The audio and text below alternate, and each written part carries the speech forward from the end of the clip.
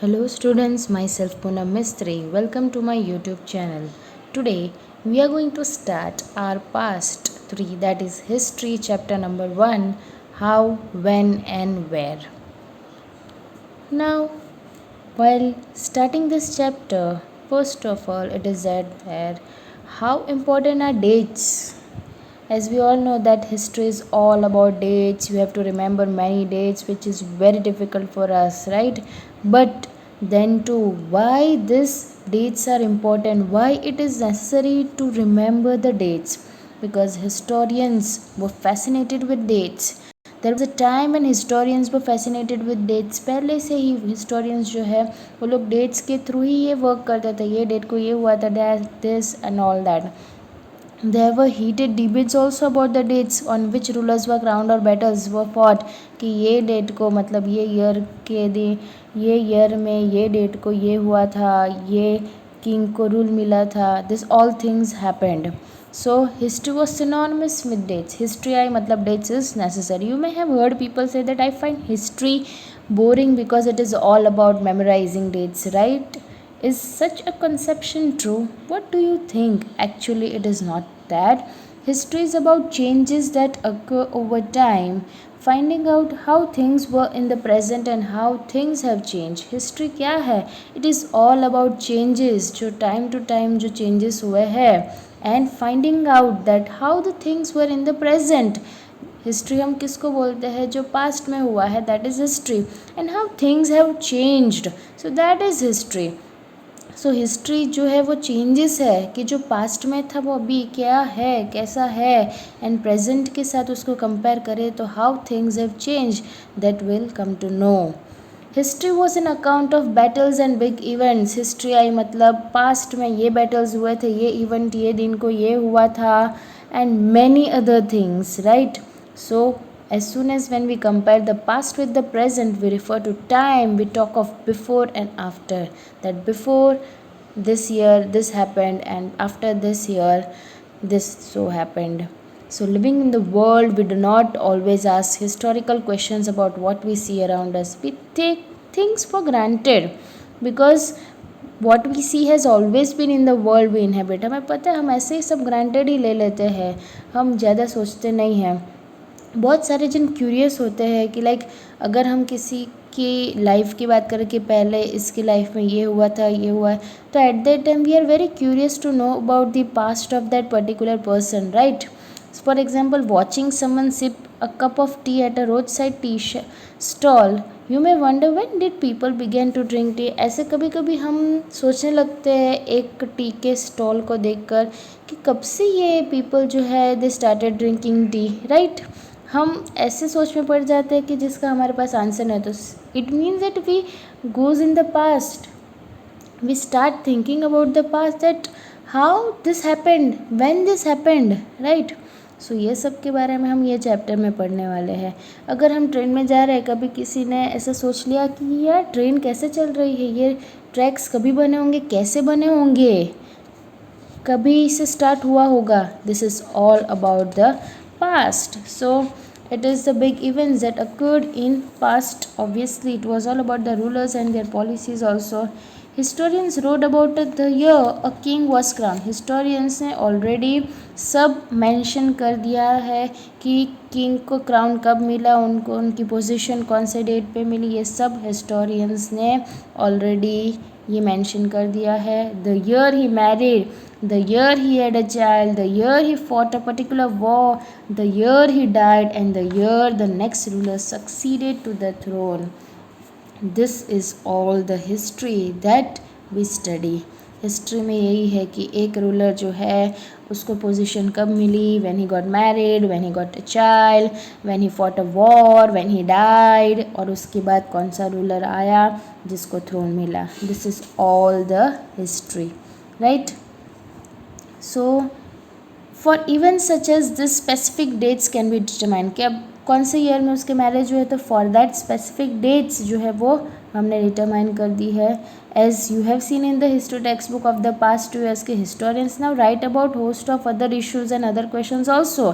They look at how people earn their livelihood, हमने बहुत बार पढ़ा भी है. What they produce and eat, cities कैसे डेवलप हुई, मार्केट्स कैसे हुए, किंगडम्स कैसे फॉर्म हुए, न्यू आइडियाज़ कैसे स्प्रेड हुई, and how cultures and society changed. This all we are studying in history. So according to us, history के लिए अगर हिस्ट्री पढ़ रहे हैं तो dates are obviously important. We need to remember those dates जो हिस्टोरियंस लिखते आए हैं, जो मेंशन करते आए हैं. We need to carry out those tradition. We need to discuss about. Even for example, हम अगर हमारे लाइफ की बात करें, आपके पेरेंट्स हैं तो पेरेंट्स की वेडिंग एनिवर्सरी जो है वो हम याद रखते हैं. उसकी डेट हमें क्यों याद है? पता है कि उनकी ये डेट को ये ईयर में शादी हुई थी. So we are going to remember all this things in our life. जो बर्थ डेट है वो भी हम याद रखते हैं. We don't forget it. So accordingly ये हिस्टोरियंस ने स्पेशली रूलर्स की एंड द स्पेशल इवेंट्स जो अकर हुए थे उनके बारे में सभी नोट उन्होंने ऑलरेडी किया था. So this is how dates are important. Next topic is which dates now. जैसे अभी हमने किया, the dates we select and compose a story of the past are not important. हर एक, अब मैंने आपको बोला कि वेडिंग एनिवर्सरी, बस ये डेट्स याद रखने की ज़रूरी है? No, according to historian that is not necessary. The dates we select, the dates around which we compose a story of the past are not important on their own. They became important because हम focus करते एक particular set of events as important. चलो ये साल में शादी हुई तो पता है, बट ये ईयर में ऐसा कुछ इवेंट हुआ था आपके पेरेंट्स के साथ कि वो याद ही रह जाता है कि चलो शादी हो गई थी 1995 में, लेकिन 2001 में जब अर्थक्वेक आया था तब कोई बॉर्न हुआ था. तो 2001 बहुत अच्छे से याद है क्योंकि कोई स्पेशल इवेंट हुआ है. So we remember those dates, right. If we focus on like study when it changes, if we begin to look at new issues, a new set of dates will appear. मतलब हम नए नए problem से face करते ही रहते हैं और कोई नया प्रॉब्लम, ऐसे कोई ट्रेजिडी हुई है तो वो डेट हम कभी भी नहीं भूलते हैं, right. Consider an example in the histories written by British historians. जो ब्रिटिश हिस्टोरियंस थे वो लोग लिख कर गए थे, like the rule of each governor general was important. So उन्होंने कौन सा गवर्नर कब आया. This histories began with the rule of first governor. कौन सा था first governor general? That was Warren Hasting. और लास्ट विसरॉय जो था वो लॉर्ड माउंटबेटन था.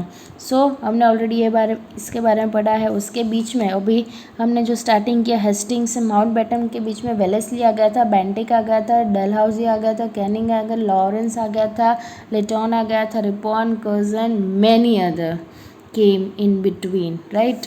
लेकिन हमें फर्स्ट और लास्ट पता है because that we think that it is important. As first governor general was Warren Hasting, last was Lord Mountbatten. That is why. Can we not write history of this period in a different way? सिर्फ dates ही याद रखनी है? नहीं ना. The chronology, मतलब हम chronology जो बोलते हैं उसका वे हम कैसे अरेंज करें. Lives mark different chapters of the history of British India. जो वे से, जो अरेंजमेंट से उन्होंने किया है, that gives us the different chapters. कभी सपोज हम अगर कोई भी एक किंग का एग्जांपल ले लें कि ये किंग जो है उसको थ्रोन मिला था 2001 में, then he got married in 2003, then he got a child in 2005, then he fought a war in 2006, then in 2010 he died. So ये क्रोनोलॉजी हुई, प्रॉपर वे हुआ.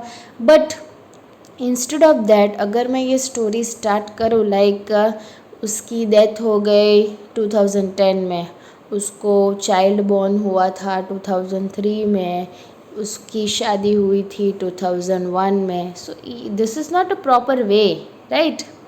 बिकॉज हम एक प्रॉपर डेट वाइज हम प्रॉपर अरेंजमेंट में नहीं जा रहे हैं. It is not a proper chronology. So chronology of different personalities से पता चलता है उसके डिफरेंट चैप्टर्स कि हाँ उसकी मैरिज लाइफ स्टार्ट हुई, उसकी जो फैमिली लाइफ है वो स्टार्ट हुई, ही स्टार्टेड फाइटिंग, ये सब स्टार्ट हुआ. सो ये सब पता चलता है हमें.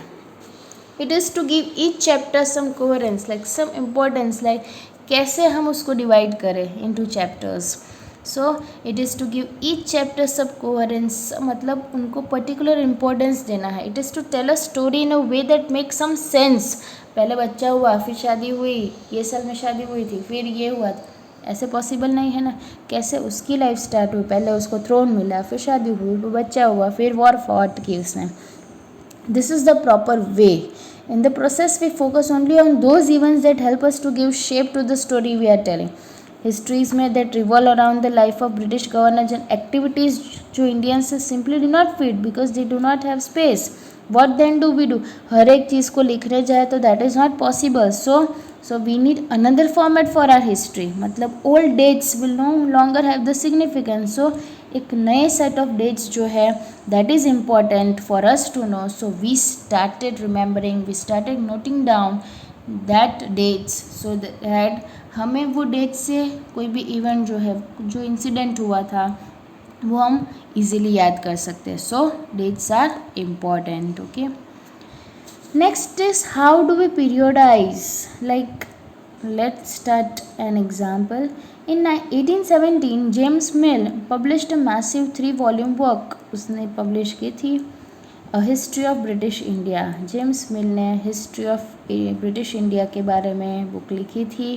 In his book he divided Indian history. देखो अभी उसने पीरियडाइज कर दिया, उसने सेग्रीगेट कर दिया into 3 periods.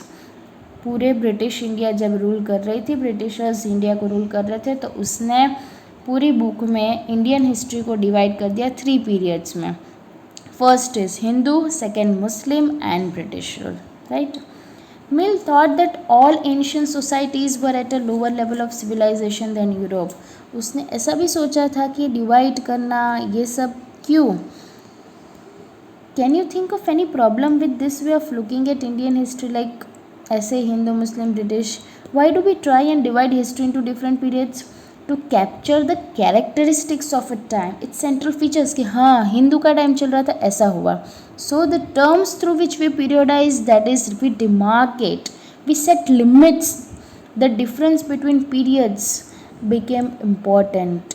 They reflect our ideas about the past. हम क्यों डिफ्रेंशिएट कर रहे हैं उसको, क्योंकि वो हमें पास्ट के बारे में याद दिलाते हैं.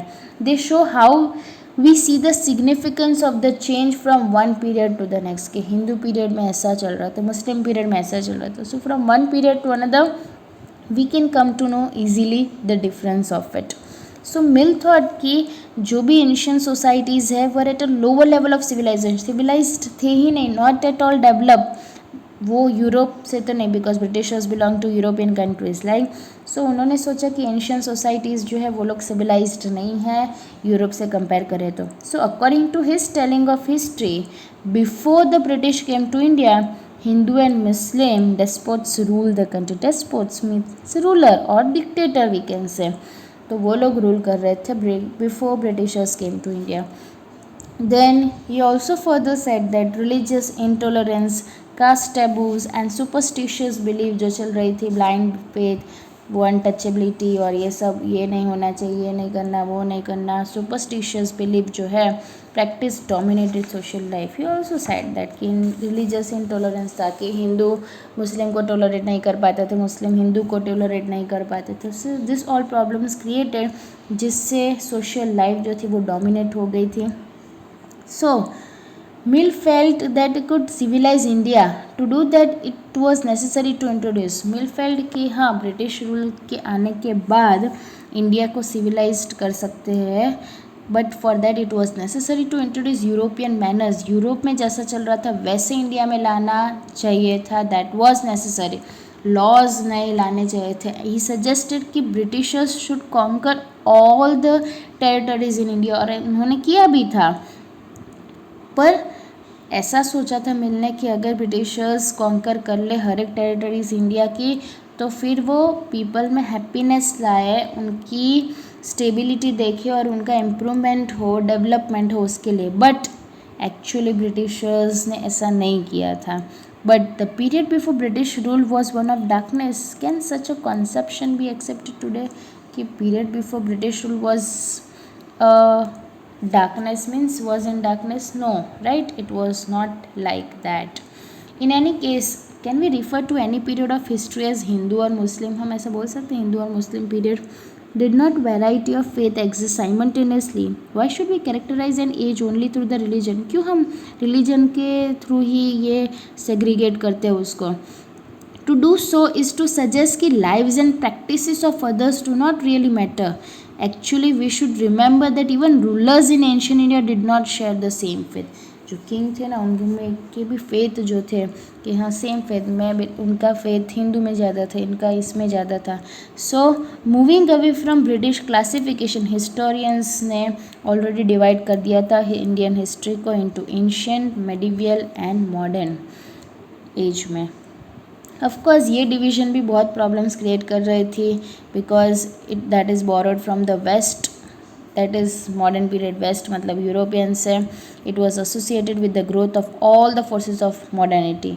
और ये जो मॉडर्न जो है मतलब वो वेस्ट से आया था, like science and democracy, liberty, equality सब. मेडिवल टर्म जो था it was use to describe a society where this features of modern society तो एग्जिस्ट करती ही नहीं थी.